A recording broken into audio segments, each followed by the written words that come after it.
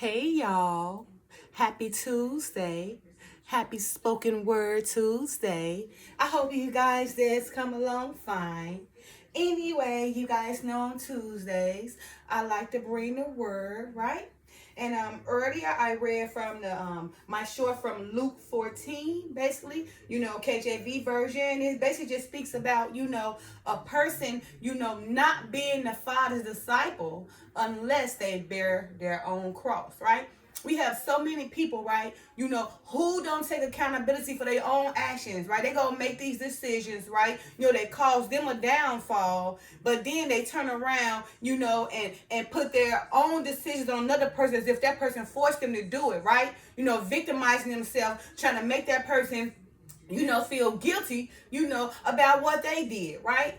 Guilt tripping on others, victimizing themselves, right? Trying to make like, someone hurt them when it was their own decision, right? Well, the Father said you have to be accountable for your own sins. You must bear your own cross, or you cannot be a disciple of the Father, right? And again, that verse read Luke chapter 14. See what I got that one there. Verse 27, KJV version. And whosoever doeth not bear his own cross and come after me cannot be my disciple, right? Disciple. This is written in black and white, right? So if you're not accountable for your own sins, right? If you do not, take accountability for your own burdens that you cause yourself, then you cannot be a disciple of the Father's. You're not going to go create all these problems and do everything else and blame on everybody else, right? And not take accountability for your own decisions, because it was you who made that decisions, right? To sin before the Father, so therefore, or to do anything that's bringing you damage upon yourself, right? You must bear your own cross and not make everyone else bear your cross for your decision. And if you don't bear your own cross and be accountable for your own sins, you can't be the Father's disciple. So wake up call, bear your own cross so that the Father will receive you. Okay? All right, so just want to say a few things, right? I wrote down, bear your own cross. Stop being a victim all the time. Stop telling people how someone has always hurted you. A pattern that you do the same to everyone, right? The devil got you thinking and keep looking for someone that's going to carry that cross for you. No one is going to bear anything for you. Stand on your own feet and bear your own burden, right? Guilt tripping people to make them feel bad for your decisions. No, I didn't. Do it. Bear your own cross. I can help you, but I cannot be your crutch, okay? So again, stop guilt tripping on people to make them feel bad for you, right? Because they didn't do it, right? Bear your own cross. We can help you, but we cannot be your crutch, right? So again, bear your own cross. And in order to be the Father's disciple, you must bear your own cross, right?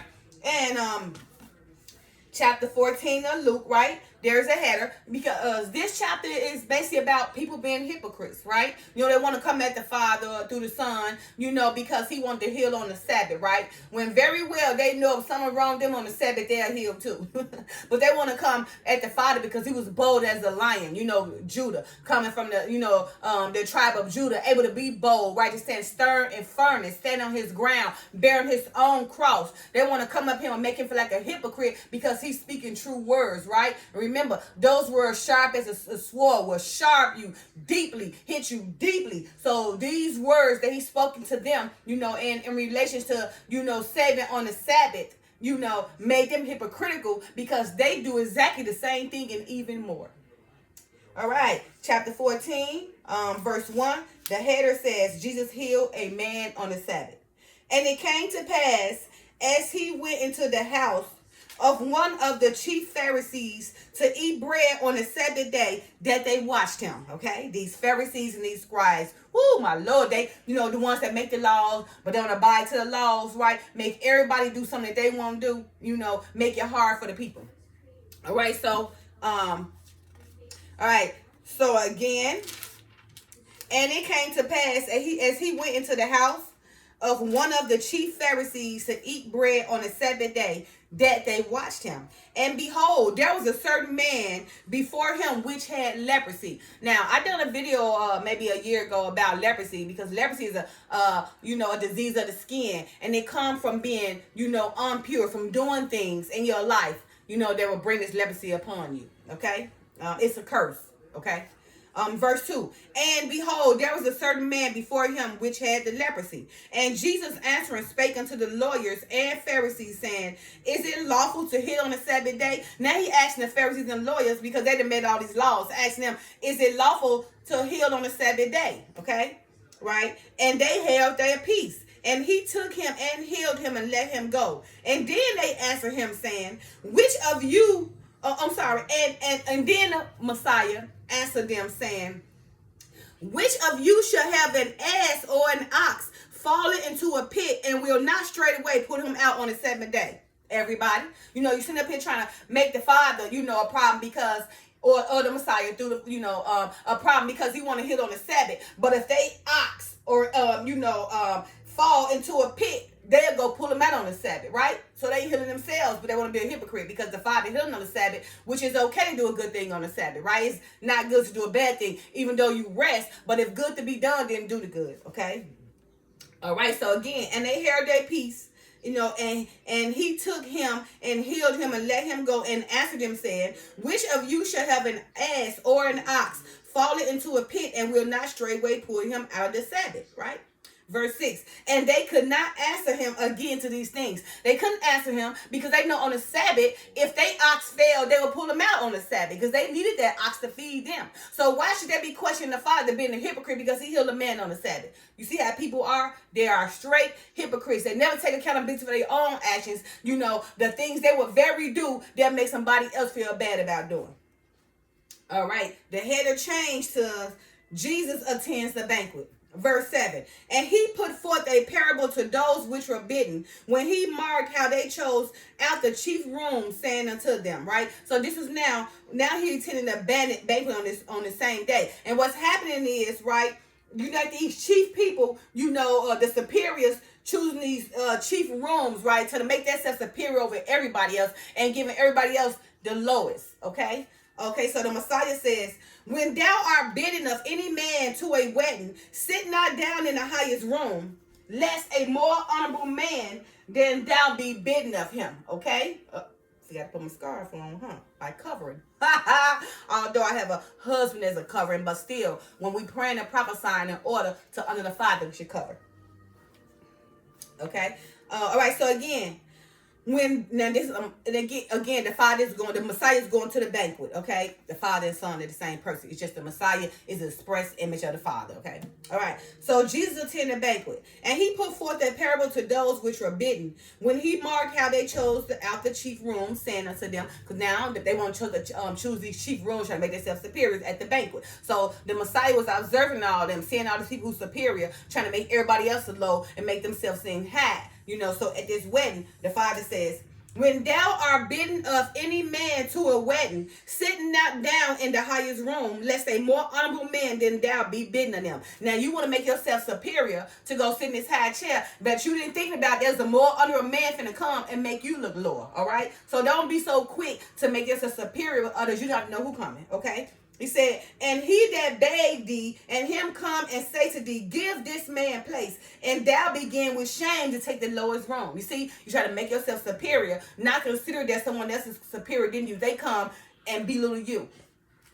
Okay, so again, he said, all right, and he that bade thee, and him come and say to thee, give this man place, and thou begin with shame to take the lowest room.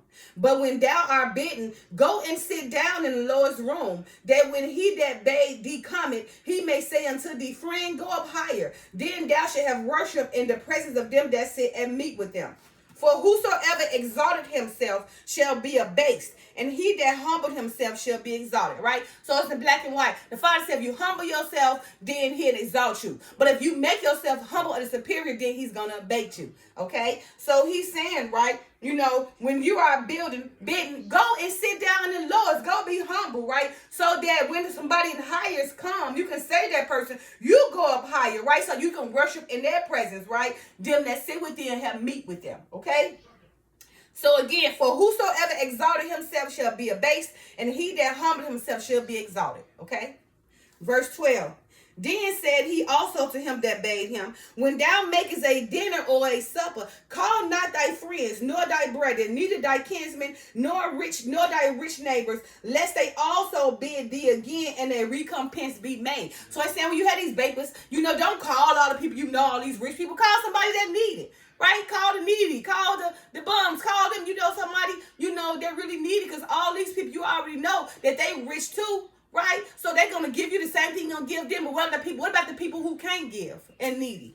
Okay? He said, but when thou makest a feast, call the poor, call the maimed, call the lame, call the blind, and thou shalt be blessed, for they cannot recompense thee, for thou shalt be recompensed at the resurrection of the just. So he's saying that all those people you call the rich people, they can recompense you. They can give you the same thing back, right? But when you have a feast, call the poor, the maimed, and the lame, and the blind, right? And you will be blessed, because they can't pay you back, right? But you will be paid back by the Father, right? Just because of you being just. And you'll be paid by the Father, you know, by his resurrection of the just, okay? Verse 15, the head of change. A parable about heaven's banquet. Okay, now we talking about heaven's banquet. That banquet we was talking about right now, I'm referring to the men, but it's the same thing. In heaven, you know, when they call all the people, you know, they don't want to show up. So here we go again. The same people, as he's talking about basically when the banquet, Jesus attends a banquet on how they treating people and everything, it's gonna be the same thing when the Messiah or the Father have a banquet and invite somebody. They're not having to turn him down too. Okay, so a parable about heaven's banquet, verse 15. And when one of them sat at the meat with him, heard these things, he said unto him, blessed is he that shall eat bread in the kingdom of God. So it's not that banquet that you have a feast on with all these people, but blessed is he who will be able to attend the banquet, right, in the kingdom of God. So again, and when one of them sat at meat with him, heard these things, he said unto him, blessed is he that shall eat bread in the kingdom of God. Then he also said to him, a certain man made a great supper. Now he's talking about a man who had a great supper and bade all these people to come to his supper, okay? Now you're going to see exactly what happened. So listen, please, okay? Then he said unto him, a certain man made a great supper and bade many. Bade mean commanded many, you know, demanded many, okay? And sent his servant at supper time to say to them that were bidden, come, for all things are now ready.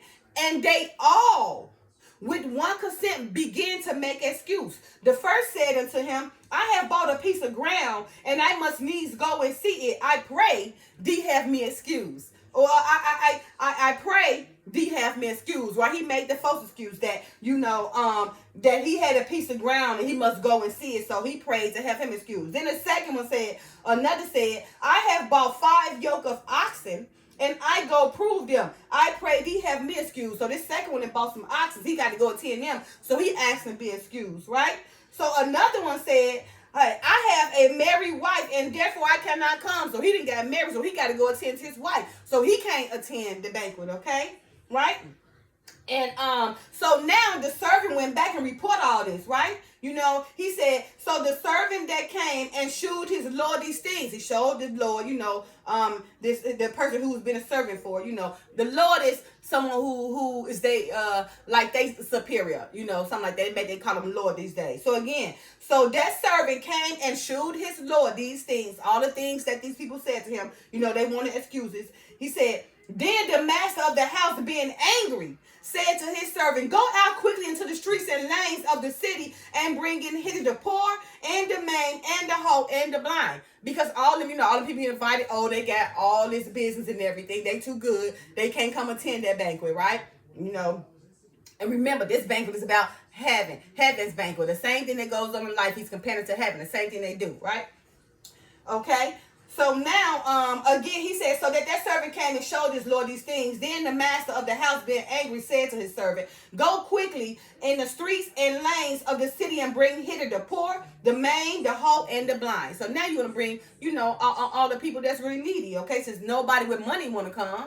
They all got business and stuff to tend to. He said, and the servant said, Lord, it is done as thou commanded, and yet there is room. So he's talking about the servant to his Lord. He's telling him, he's going to do this. So he said, Lord, it is done as thou commanded, and yet there is room. So he's telling him he's going to do what he's commanded him. He got enough room for all these poor people, okay?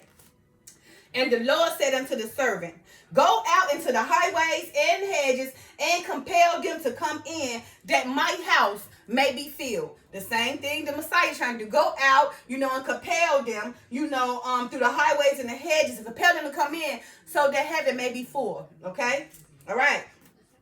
Verse 24. For I say unto you that none of those men which were bidden should taste my supper. So all those that was invited first, the same thing that goes on earth, that turned them down, will not be invited, will not be bidden to be invited to his supper, right? To be in the kingdom with the Father. Okay?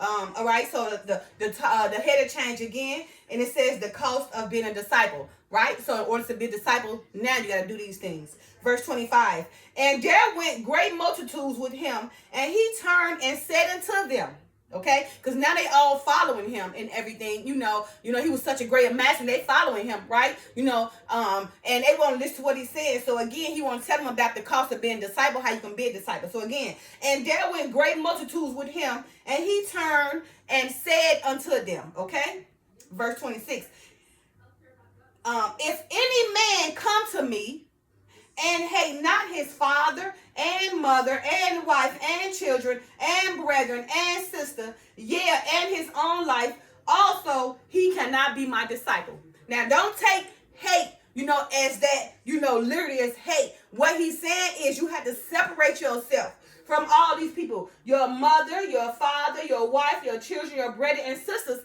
if they're not following the way, right? So in order to be his disciple, you got to separate yourself from these people because they're going to keep you in bondage, right? So in order to be the Father's disciple, do his son, right? You got to separate yourself, and you got to, give depth to all these world desires, okay? The depth to all the, relationships with your mother, father, daughter, wife, whomever, is, embracing the devil's walks instead of the Father's walks. That's what he's saying. You got to hate them. What he means is you got to separate yourself from them to be his disciple. You got to die to all those word desires. You got to separate yourself from those who keep you in bondage and keep you separated from the Father's word. All right, so again, if any man come to me and hate not his father and mother and wife and children and brethren and sisters, in his own life also, he cannot be my disciple. So he got to die in his own life. What Paul say, he died every day daily to these word desires. That is what's going on. He died every day trying to make it better so he can please the Father. All right? Verse 27. And whosoever doeth not bear his cross and come after me cannot be my disciple. Which was the short, I said today. Again, verse 27. And whosoever doeth not bear his own cross and come after me cannot be my disciple. So you must bear your own cross, right? You must be accountable for your own sins. Nobody can be saved for you and your sins or your burdens. You must bear your own cross in order to be a disciple of the Father. Okay, verse 28. For which of you intending to build a tower, sitteth not down first and counted the cost, whether he has sufficient to finish it. You got so many people who go and try to start things knowing they ain't got the money or the time to finish it, but they go start stuff they can't finish, right? So again, he's saying, for which of you intended to build a tower, trying to build something, sitting not down first. Don't take the time to sit down and contemplate if you can do it, and counting not the cost. Don't take the time to sit down and count whether you have suffices or whether you have enough, whether he has sufficient to finish it. Okay, verse 29. Lest haply, right? Lest by chance, after he had laid the foundation and is not able to finish it, all that he began to mock him. Because you done did all this. You know how people go through, I doing all this and all that, counting their chickens before they hatch, then can't even build it. Go start it and can't even finish it, right? So again, lest haply or by chance, after he had laid the foundation and is not able to finish it, all that, behold, it began to mock him. So everybody mocking him because he was foolish or she was foolish. Shouldn't have been counting her chickens before they hatch, going to tell everybody that she can do all this and that, and then take the chance, then take the time, to embrace if they had the amount, the time to suffice it, had the ability, right, had the means or anything to even finish that tower or to build that, to finish that foundation that they built, okay?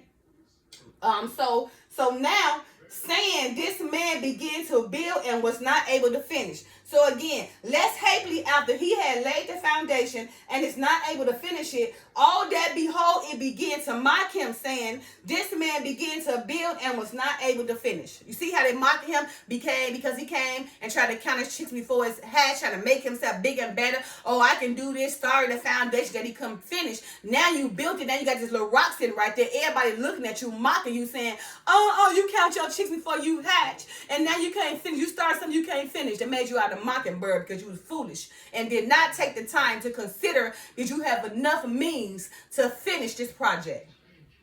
All right. Verse 31. Or what king going to make war against another king sitteth not down first and consulted where he be able with 10,000 to meet him that cometh against him with 20,000, right? So he talking about the people, the kings, right? They sit around and go create war knowing they ain't got enough men because of their emotions and everything hurt because of what was said and done. They go get everybody killed, right?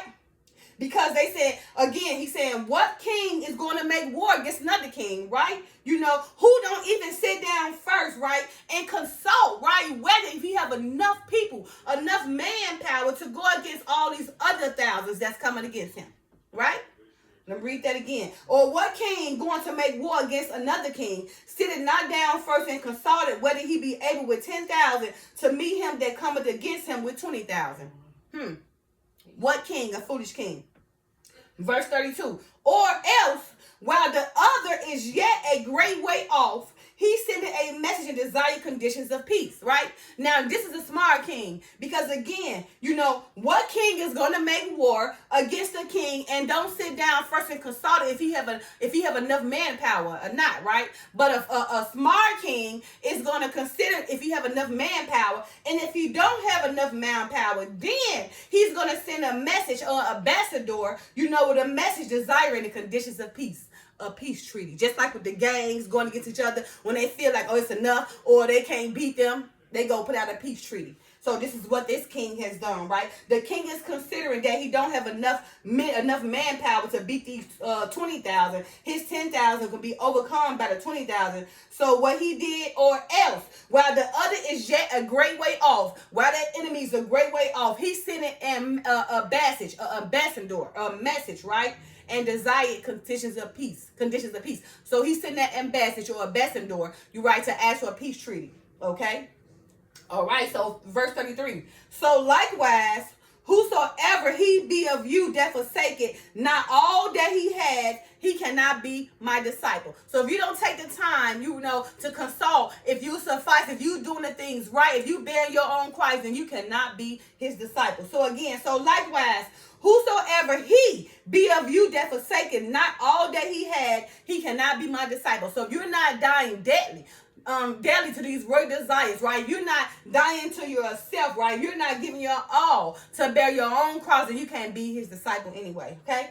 Verse 34, salt is good, but if the salt have lost his savor, well should it be seasoned? It can't, it'll be blind, right? Verse 35, the final verse. It is neither fit for the land, nor yet for the dunghill, but men cast it out. He that had ears to hear, let him hear. Okay? So again, salt is good, but if the salt have lost its savor, wherewith should it be seasoned, right? It is neither fit for the land if it's not seasoned, right? Nor yet for the dunghill if it's not seasoned. But men cast it out because it's bland. He that had ears to hear, let him hear. Again, he that had ears to hear, let him hear. Okay? So you guys, if I was just saying, basically, you know, talking about the hypocrites, you know, when he healed the man on the Sabbath, the Pharisees and the scribes came at him, but the Pharisees and scribes themselves, if they oxen or they ass would have fell into that pit, they would have got their oxen and their ass out that pit on the Sabbath. So don't be a hypocrite. Just as his father healed on the Sabbath and done good, we can too. Don't be a hypocrite. You can eat on the Sabbath. You can heal on the Sabbath. You can eat on the Sabbath. You can rest on the Sabbath, right? But don't do bad things on Sabbath. Don't be a hypocrite, because if somebody fall down on the Sabbath, be sure to help them. Don't be a hypocrite and say you got to leave that man down when you know if your own very daughter or son fall, you're going to pick them up. Okay? And that one that second headed was Jesus attended the banquet, was talking about, how the Lord invited all these people to come to his banquet, got everything ready for them, and they all had excuses. And what he's referring to the same banquet as the parable about heaven's banquet. So the same thing, the Father is sending his disciples out there to reach out to everybody to invite them to this banquet, but everybody got excuses, right? So when the time comes, they will not be able to eat in the hall of the Father in his kingdoms and his banquet, right? And then he said the cost of being a disciple, the lesson final one. It's teaching you how to be a disciple. If you don't bear your own cross, then you can't be the Father's disciple, right? If you don't, bear your own burdens and be accountable for your own sins, because no one can save you, right? Well, whosoever don't bear his own cross can't be a disciple of the Father, all right? So, which is the cost of being a disciple, okay? You got to die daily every day, just like Paul said, I die daily every day. So all these word desires, all these things that's going on, right? So again, whosoever don't bear their cross cannot be a disciple of the Father through his Son. All right, you guys, happy Tuesday. I will bring some clarification to you guys, okay? Bear your own cross. Don't make people, feel guilty about your own decisions, right? Okay? Consult yourself at all times and see if you have enough for anything, right? Okay? To move forward. If not, seek the Father. But bear your own cross and don't put your problems on everybody else's, because it belongs to you and only you can save yourself. Nobody else. Happy Tuesday. I love you guys. Peace.